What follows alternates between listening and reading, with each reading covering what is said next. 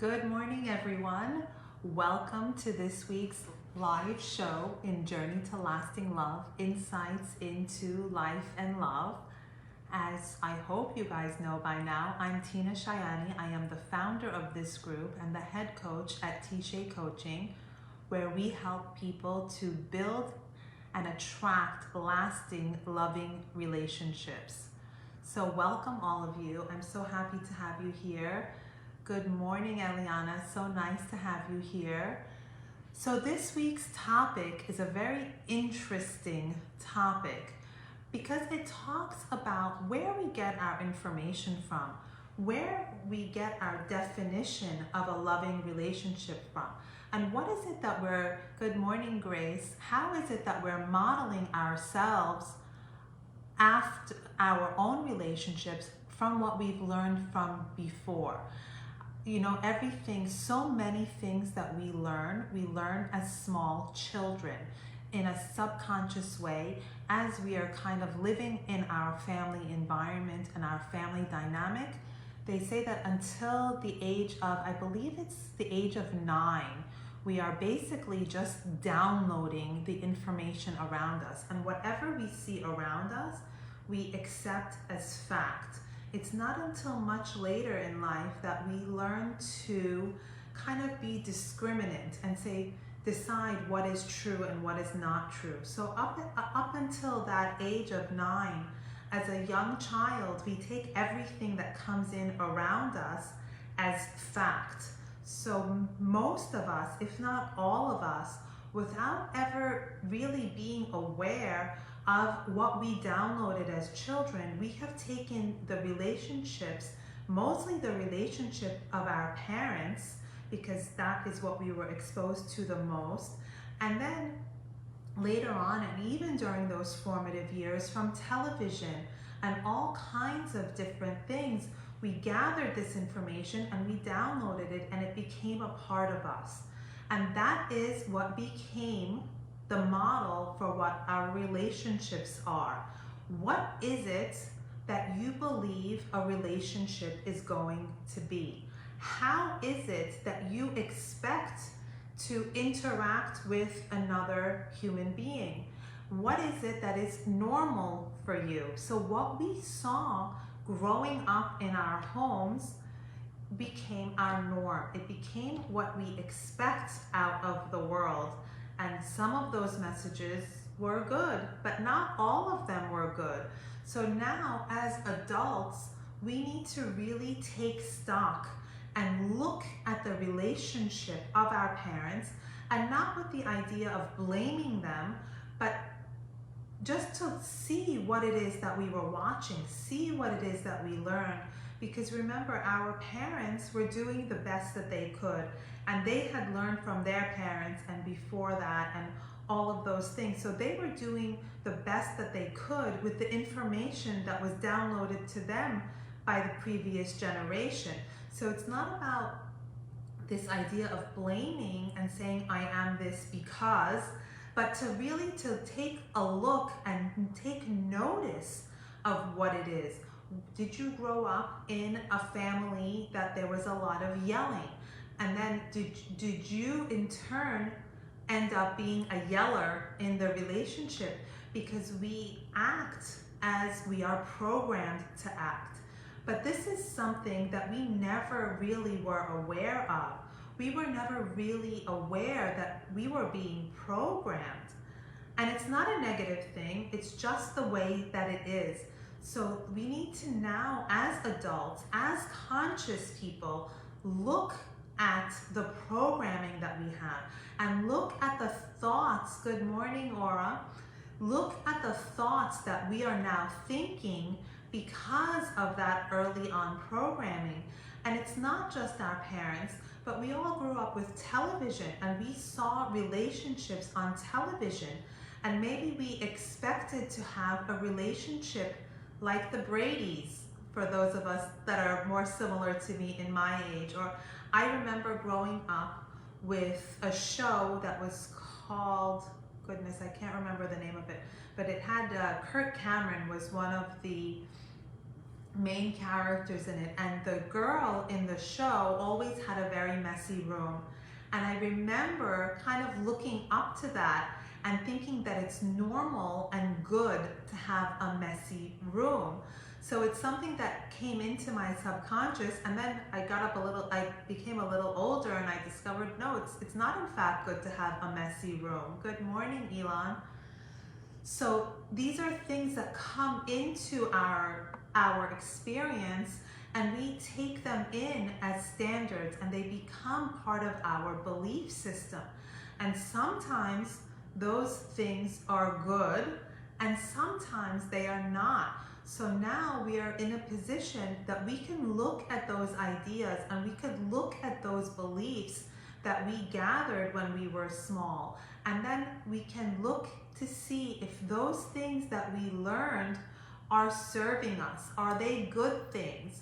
Are they working in our favor? How is it that we are behaving? Are we simply reacting to our lives, or can we be in a position that we can live on purpose?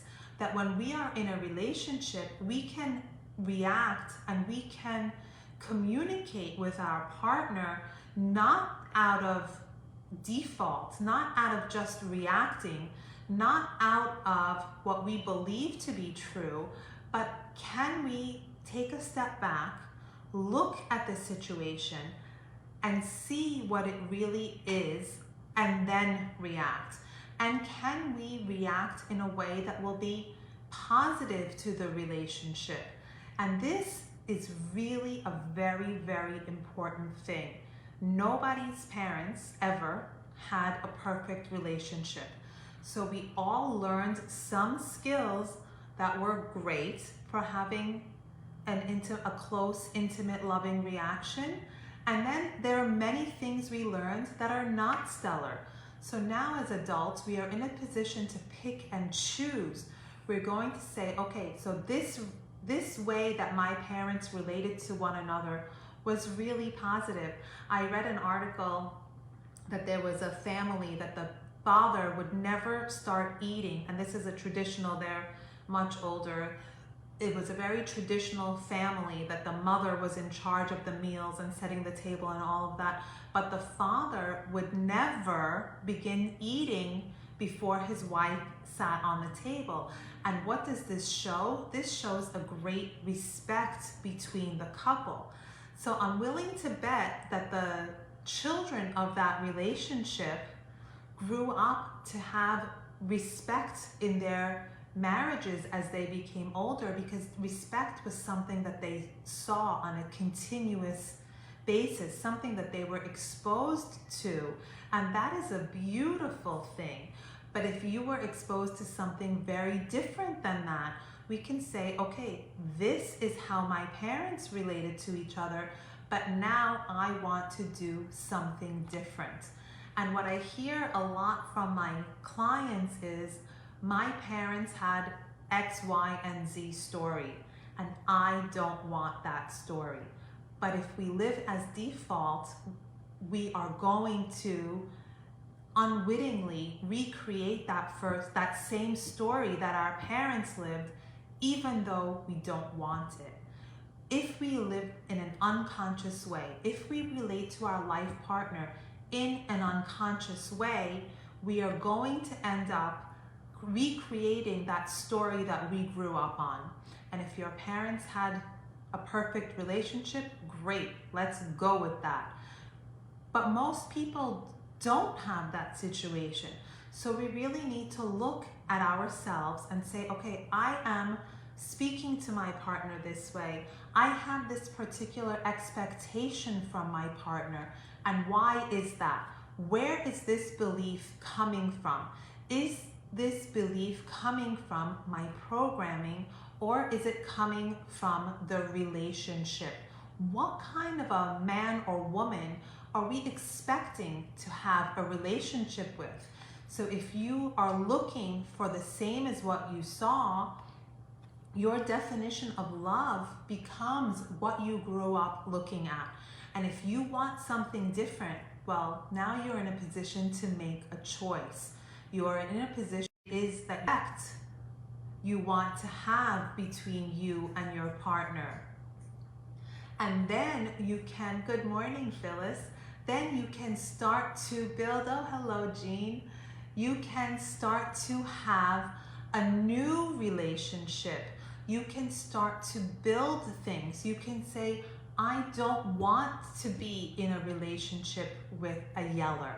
But usually in the spiritual world, we try to speak in positive terms. So instead of saying, I do not want, you say, I am in a relationship. I want to attract a relationship that is respectful, that is kind, that is loving. And then we are going to look for relationships and interact that way. And if we want to be respected, we have to be respectful. And when I say respectful, we need to be respectful not only of our partners, but we need to be respectful of ourselves. And the more respect we show ourselves, the volume is gone. Let me see if I can fix that. Can you hear me now? Is that better? Is the volume better? I hope it's better now. So that level of respect, of course, I think that respect is a founding principle of a good relationship.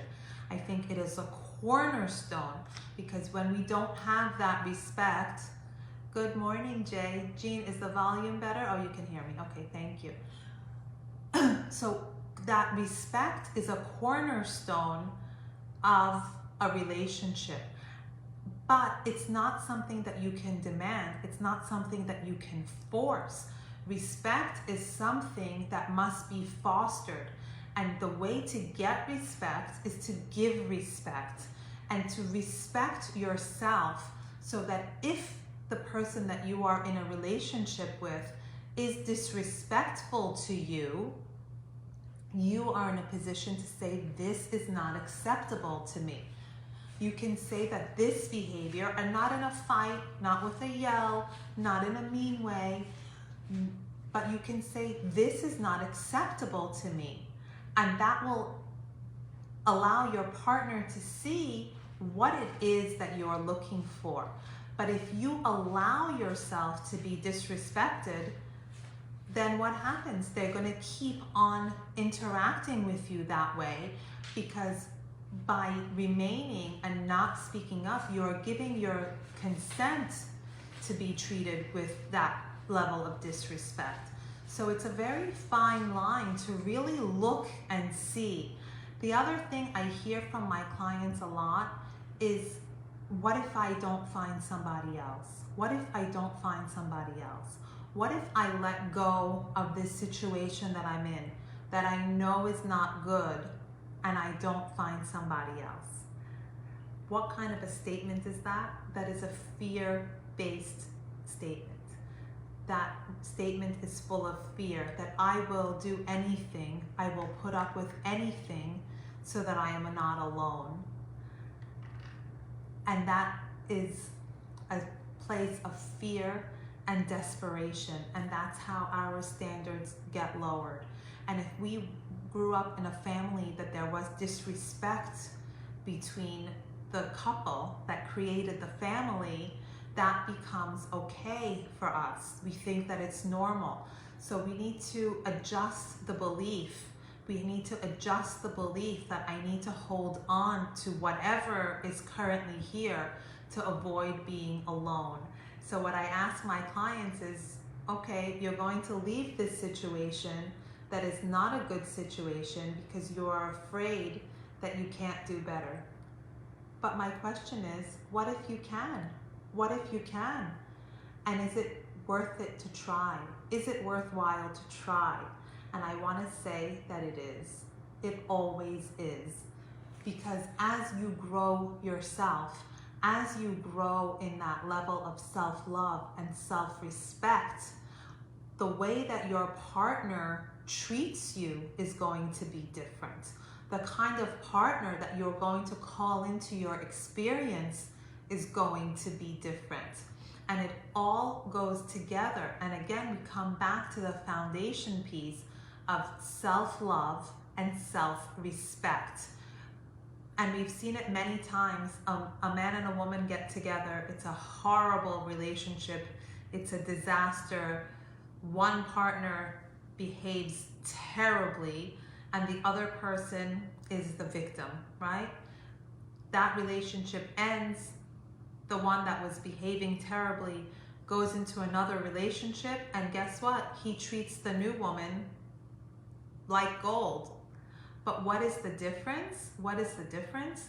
The new person in the good relationship was not willing to put up with the disrespect, was not willing to put up with the things that the first woman was willing to put up with. And it's really, you can't blame anyone. It's human nature. You know, that's why we have expressions, if you give an inch, they take a foot. It's really natural. So at the very beginning, at the first signs of that disrespect is a time to draw that boundary and say that this is not acceptable to me. This is not acceptable to me. And really, instead of going in and kind of falling into a relationship and seeing what happens, you really have to look at what's happening. And before becoming involved with someone, you really have to know what it is that you want. What is your ideal relationship? What does your dream relationship look like? What is the interaction? How do you interact with this person in a dream relationship?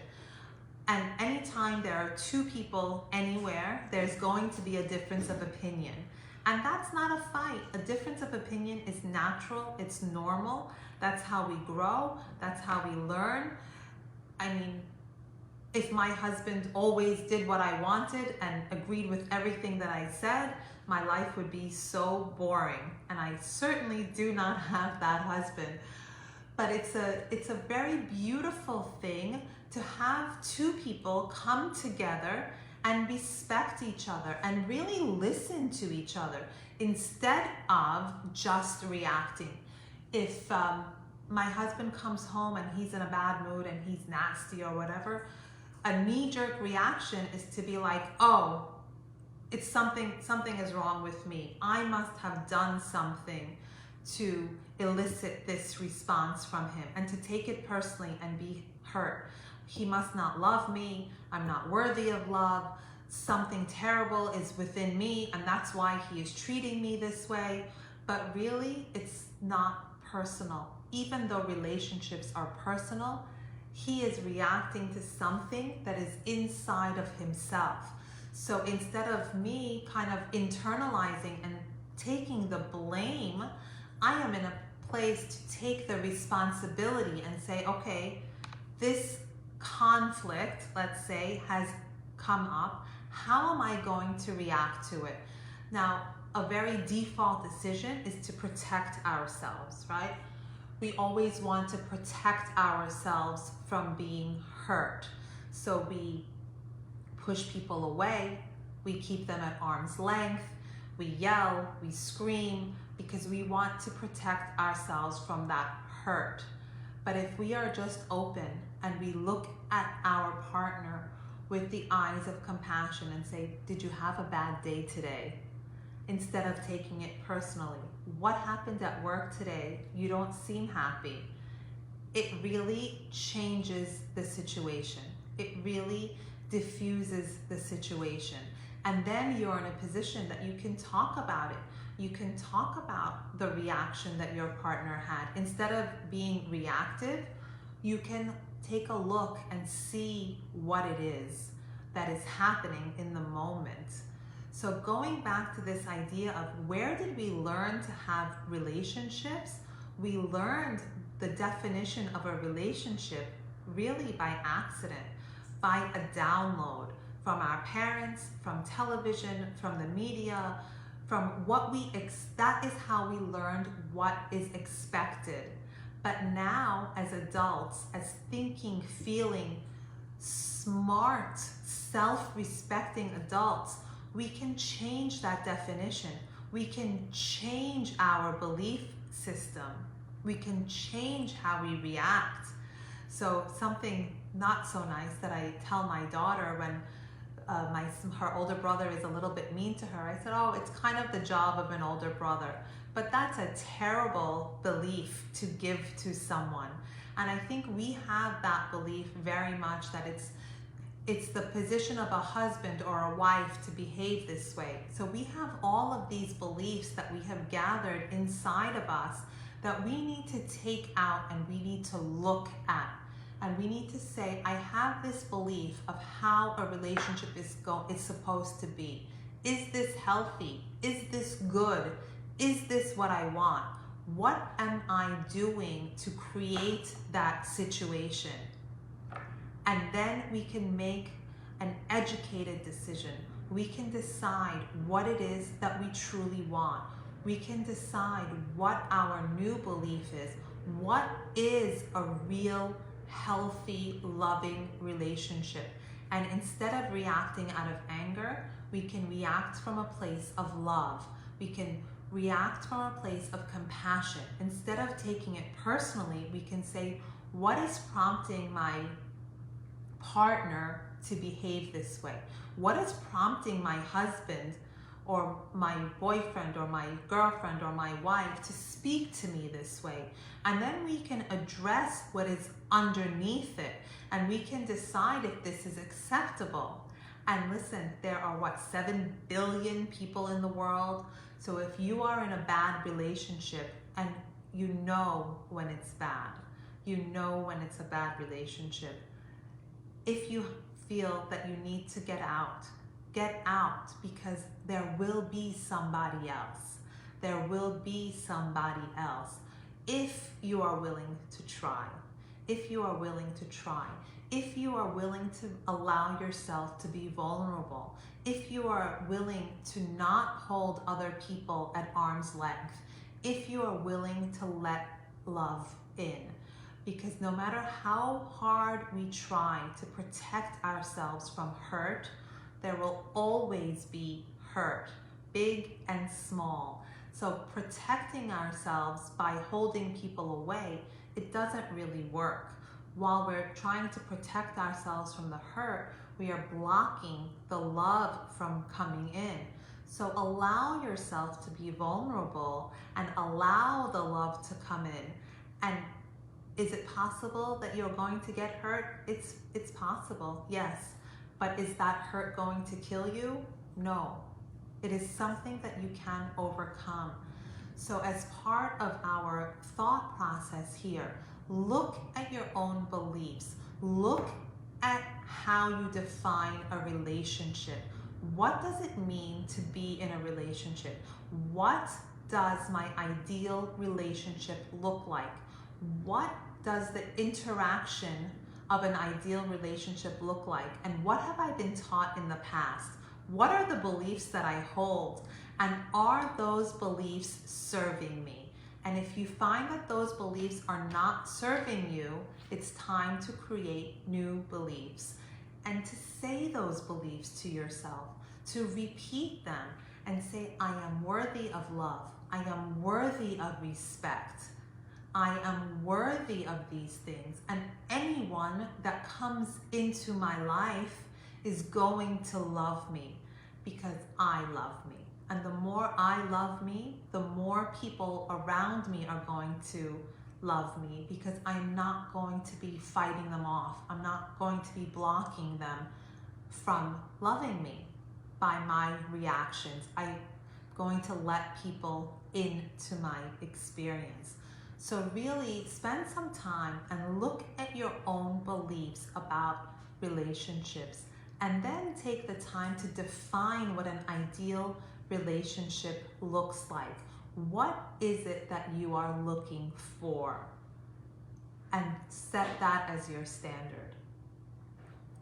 I hope this was helpful. I hope you learned something. I know whenever I'm preparing, I learn so many things, and I really enjoy interacting with you throughout the week. So keep the DMs coming, keep the messages coming, comment in the group, post in the group. If there is something particular that you want to discuss, Please let me know. I welcome your interaction and your comments, and I look forward to seeing you live here next week, and have a wonderful week. Take care, guys.